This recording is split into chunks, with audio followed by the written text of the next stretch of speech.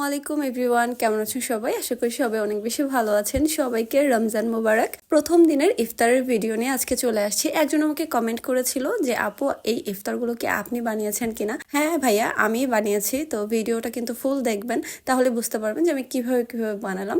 শুরুতেই আমি বেসনটাকে গুলে নিচ্ছি। তবে সত্যি কথা বলতে সবকিছু আম্মুই রেডি করে দিয়েছিল, যেহেতু প্রথম ইফতারটা করার সৌভাগ্য হয়েছে আমার বাবার বাড়িতে। তো সেই ক্ষেত্রে আম্মুই সবকিছু রেডি করে দিয়েছে। আমি জাস্ট যেগুলো একটু ভাজাভুজির কাজ, সেই কাজগুলোই করেছি।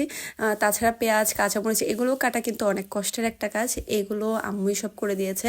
আমি যদি আমার বাসায় থাকতাম তাহলে এগুলো আমারই করতে হতো। প্রত্যেকটা আইটেম আমি আসলে অনেক যত্ন সহকারে করছিলাম, যেটা আমি সব সময় করে থাকি। এখানে আলুর ভর্তাটা বানিয়ে নিচ্ছিলাম কাঁচামরিচ, পেঁয়াজ আর লবণ দিয়ে। এই আলুর ভর্তাটা দিয়ে ডিম চপ বানাবো।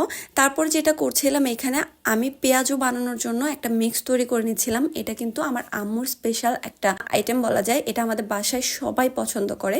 বেশি করে কুচি কুচি করে আলু দিয়ে দেওয়া হয়েছে, দেন কাঁচামরিচ, পেঁয়াজ, ধনিয়া পাতা, লবণ আর হলুদ সবকিছু দিয়ে দেন আলুটাকে ভালো করে চটকে নিচ্ছি, যেন আলুটা একটু নরম হয়ে আসে। আলুটা নরম হয়ে আসলে কিন্তু পাকোড়া শেপটা দিতে অনেক সহজ হয়। আর এখানে দিয়ে দেওয়া হলো ঘরে তৈরি করা বেসন। আর ঘরে তৈরি করা বেসনটা কিন্তু খেতে আসলে অনেক মজা লাগে। তো আপনারা চাইলে কিন্তু ঘরে তৈরি করে নিতে পারেন। তারপর এখানে বুট বিরিয়ানিটা করে নিচ্ছে। শসা, গাজর আর একটু আলু কুচি করে দিয়েছে। দেন সিদ্ধ করা বুটটা দিয়ে একটু নেড়ে চেড়ে এটাকে কিন্তু ভালো করে রান্না করে নিলেই হয়ে যাবে। রাতের জন্য মিষ্টি কুমড়া ভাজি করছিল। দেন এখানে কথা বলতে বলতে কিন্তু বুট বিরিয়ানিটা হয়েও গেছে। আম্মু বুরিন্দাটাকেও এখানে গুড়ের শিরার মধ্যে দিয়ে বুরিন্দাটাকেও প্রিপেয়ার করে নিয়েছে। দেন রাতের জন্য একটু মাছ ভুনা করছিল। আসলে রান্না বাড়ি ছাড়া রোজার মধ্যে সন্ধ্যাবেলায় আর কোনো কাজ থাকে না, রান্নাই মূল কাজ। তো রান্না বাড়িটা করছিল। আমি এদিক থেকে আলুর ডিমের চপটা আর কি বানিয়ে নিচ্ছিলাম। ডিমের চপটা শেপ দিতে কিন্তু অনেক কঠিন লাগে আমার কাছে। তো অনেক কষ্ট করে 4টা ডিমের চপ, যেহেতু আমার মানুষ 4জন, এইটার 1 পিস খেলে কিন্তু একদম পেট ফুল ভরে যাবে। তো আমরা যেহেতু 4জন মানুষ, 4 পিসই বানিয়েছিলাম। আর এটা খেতে না ভীষণ মজা হয়েছিল। সিরিয়াসলি অনেক বেশি মজা লেগেছে আমার কাছে। আর আরেকটা কথা বলি, সেটা হলো যে ব্লগাররা দেখি গতকালকেই রমজানের ইফতারের ব্লগ শেয়ার করে ফেলেছে।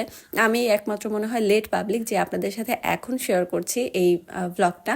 তো আসলে তাদের দেখে কিছু শেখা উচিত, যে ফার্স্ট হতে হবে। আমাকে আসলে ফার্স্ট হতে হবে। তারা সারাদিন কাজ করে সবকিছু করে আবার ইফতারের ব্লগটা এডিট করে রাতেই পোস্ট করে দিয়েছে। ভাইরে ভাই, সত্যি বলতে হবে যে আমার চাইতেও তাদের এনার্জি লেভেল অনেক বেশি। এই পেঁয়াজের রিংগুলো কারা কারা খেয়েছেন বেসনে চুবিয়ে? যারা না খেয়েছেন আমি বলবো তাড়াতাড়ি খান, কারণ এটা খাওয়ার পর আমার মনে হয়েছে এতদিন কেন এটা খাইনি। এত মজা লেগেছিল আমার কাছে। বেস্ট একটা আইটেম ইফতারের আমার মনে হয়। তো এখানে সেই পেঁয়াজুটা বানিয়ে নেওয়া হয়েছে। ব্যাস, টেবিলটাকে সুন্দর করে আমার বোন সাজিয়েছে। আমি, আম্মু আর আমার বোন মিলেই সব কাজগুলো সুন্দর করে গুছিয়ে গুছিয়ে করেছি। এখানে প্রত্যেকটা আইটেম কিন্তু সুন্দর করে সাজিয়েছে আমার বোন। পেয়ারাটাকেও দেখেন কি সুন্দর করে লবণ মরিচ দিয়ে ডেকোরেট করেছে, দেখতেও কিন্তু ভালো লাগছে। দেন আজান দিয়ে দিল। এখন পানিটা খেয়ে রোজাটা খুললাম। বিশ্বাস করেন, এই পানিটাই শান্তি, মানে এই শরবতটাই শান্তি আর কি। সারাদিনে যত ক্লান্তি আছে শরবতটা খাওয়ার পর একদম ক্লান্তি মিটে যায়। তো খেজুরটা খেলাম, এখন একটু পেয়ারা খাচ্ছিলাম। পেয়ারা আমার একটা পছন্দের আইটেম। সারাদিন আসলে রোজা রেখে এই কাজগুলো করে আমি অনেক বেশি ক্লান্ত হয়ে পড়েছিলাম। খেয়ে নামাজ পড়ে শুয়ে পড়েছি। দেন রাতে একটা চা খেলাম, আর রাতের কিছু টুকিটাকি খাবারও খেয়েছিলাম। তো আমার ব্লগটা কিন্তু এই পর্যন্তই। দেখা হয়ে যাবে নেক্সট একটা ব্লগে। ততক্ষণ পর্যন্ত সবাই ভালো থাকেন। আল্লাহ হাফিজ।